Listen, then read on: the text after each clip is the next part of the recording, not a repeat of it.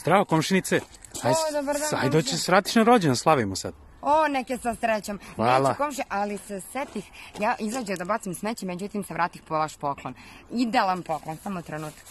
Kese za zamrzivač. Znači, samo vam objasnim i upotrebu tog mog poklona.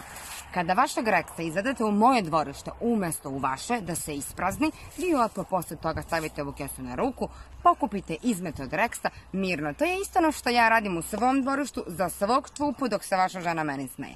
Mislim, nema potrebe da mi se zahvaljujete, verujte mi, meni je ovaj poklon jeftiniji 100 puta nego da kupujem svaki dan patike, svaka patika upila vašeg reksa, miris, Bože sačuva i nijedna više nije verba. Kako vas nije sramota, otkud znate da je to opšte od mog kućeta? Šta radite to? Tresite đubre tu. Otkud znate da je to moje smeće? Prijatno svima! Strašno.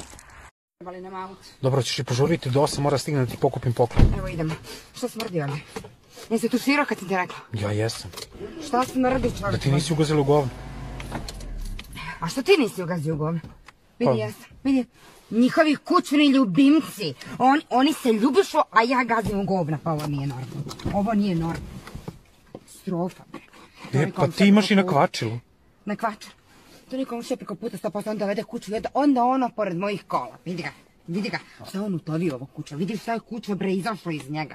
Pa ljubavi, pa ja sam tebi kupio kucu. Sad idemo po nju. Pa nema veze, sreće, naše kuće će da ima izmet na lavandu, on će biti divan. Ja volim kučiće.